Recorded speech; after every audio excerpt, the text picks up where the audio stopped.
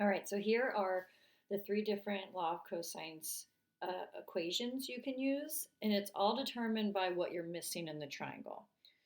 So if you're trying to find side length C, you'll use the first equation. Trying to find side length B, you'll use the second, and so forth. Um, I want to show you real quick that you do not have to have these memorized. So I'm going to go to our class, and when I go to content, you will see course information, right? And I believe it should be here, formula reference sheet. The sheet you can will be provided when you take exams. And you'll see here is your law of cosines. Now, they don't list all three. This is just the department made this formula sheet up, so it's consistent throughout the district. They don't give all three, and that's just because if you're trying to solve for A, then you would just interchange C squared to be A squared, and then that A would become C, and so forth. All right, so let's get to using this. Well, there's two cases when you can use this. You are not going to memorize these cases, okay?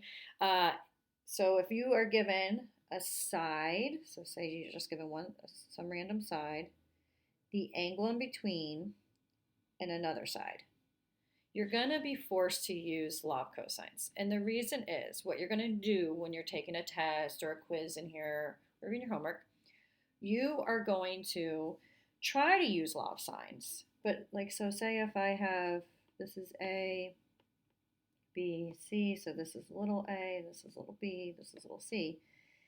If I do sine of A, I don't know A, right?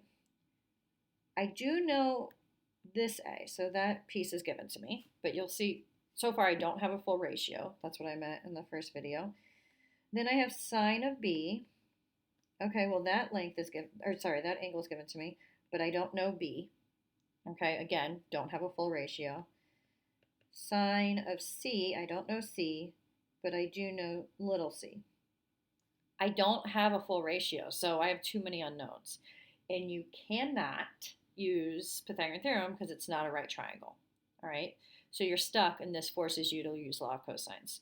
So your go-to is going to be like, I'm going to try law of sines. If I can't get a full ratio, I'm going to use law of cosines. The other case is when three sides are given to you. All right, so let's put this to use. Solve the following triangles. So this is the side angle side. So let's go ahead and give ourselves a diagram, because I might look at this and think this is the ambiguous case and do all this work and solve for two triangles. That is not the case, because if you go ahead and just give yourself, it's not a beautiful triangle, but doesn't matter. And again, does not matter how you label. All right, B is 10 degrees, little a is 2, and little c is 1. So you can see it's not the ambiguous case. Even though you have two sides and an angle, that angle is included. So that guarantees this to be one triangle. You only have 0 or 2 triangles when it's the angle side side case. All right. So I'm going to go ahead and set this up. It depends on what you want to solve for first. It really does not matter. But I'm going to go ahead and choose to solve for little b first. So when I use the formula, it's b squared equals a squared plus, oh, forgive me, I guess I'll be consistent.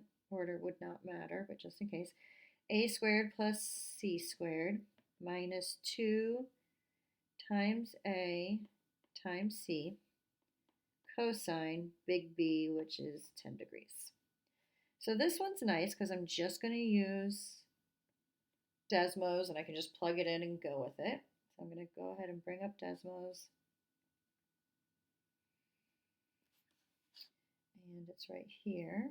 Okay, so I have, make sure you're still in degrees, 2 squared plus 1 squared minus 2 times 1, and then my function cosine of 10 degrees. So I'm going to double check this. 2 squared plus 1 squared minus 2 times 2 times 1 cosine 10. So we get 1.06. Now this is b squared. I want to find just b. So I'm going to take the square root of this. So I'm going to push enter. I'm going to do square root answer. So I get about 1.03. But just like law of sines, I'm going to hold on to that entire value so I can use it in other approximations. All right, so now I know this is 1.03. So now I have to solve for either angle A or angle C. It's up to you. I'm going to choose A, okay? So if I go back to the formula, you have this guy. And in your book, they give you a formula to solve for A, and be my guest and use that formula. The only reason I'm not going over it is because it's not on your reference sheet, so I just want to use what's ever on your reference sheet. I need to use this formula, so that means I'm going to start with A squared.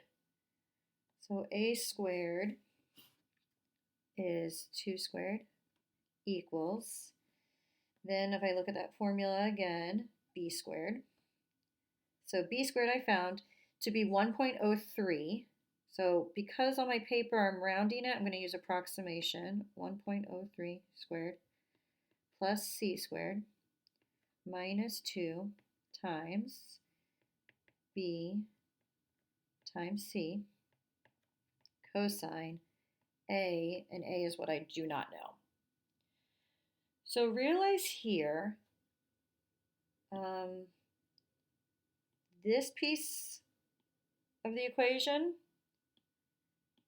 is not a like term with that piece because that is attached to that cosine A, so it's a variable.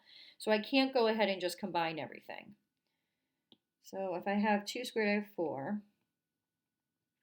And I have to figure out this 1.03 squared. Well, wasn't that this piece? So actually, I'll just do this. Answer, I got to square it. And then I'm going to plus 1 squared. Okay, so that piece gives me 2.06 minus, now I'm going to find this thing that's highlighted in the red or pink. So I'm going to go ahead and do 2 times that 1.03. I'm going to go ahead and grab it. So I'm going to copy it and make sure this happened before with me. Yeah. Bummer. Okay, so let's go ahead. I'm going to go, oh, it's so finicky. I guess I can't do that.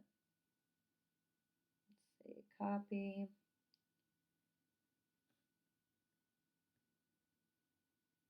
All right, well, my little tablet is acting up, which is always fun. So I'm going to do 2 times, I really want this whole answer. So what I'm going to just do is I'm just going to do this piece one more time really quickly. You can fast forward if you want.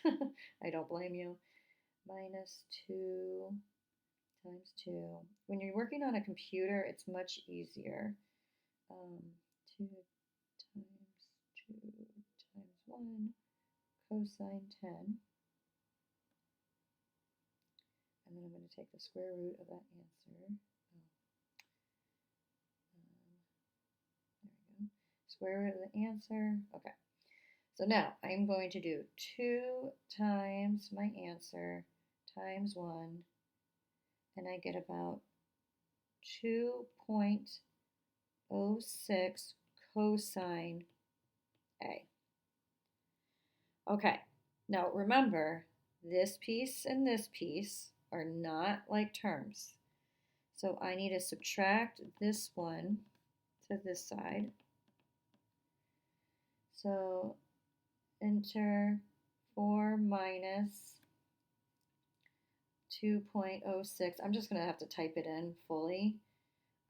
Just make sure I'm doing the right one. 2.060768.988. go as far as you can because you don't want to round off error. 1.94 is approximately negative 2.06 cosine A. And so you end up getting, now I have to go ahead and isolate the cosine A, so I'm going to divide both sides by negative 2.06. All right, again, using this over here, I'm going to do answer divided by a negative. And if I look up here, it looks like, to make sure I choose the right one, I just highlighted it, it's that one, okay? So I'm going to do 2.05 0598728. So I get approximately negative 0.94 is cosine A. Now remind yourself, how do you solve for an angle? You got to use the inverse. So that's why I would do inverse cosine of negative 0.94, and that's going to give me angle A. And if I do that, I'm going to push enter, get out of here. Function inverse cosine of answer, we get about 160.293, so I can leave it as 29. All right, so far we have our side length B. We figured out our A to be 160.29 degrees. And then now I have to figure out angle C. And I'm just going to take this away so we can get the full picture. Okay. I'm going to go ahead. I have A.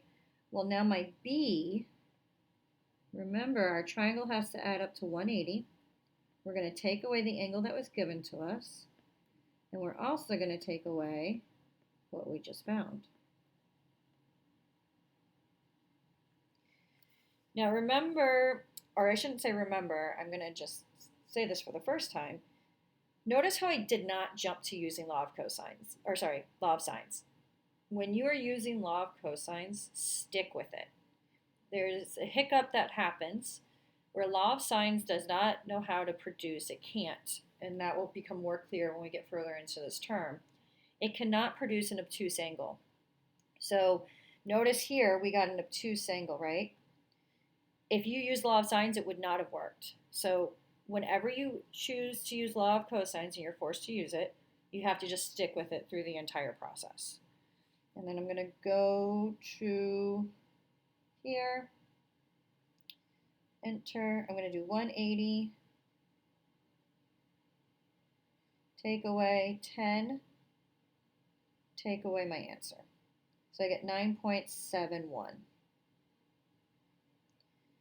9.71 degrees.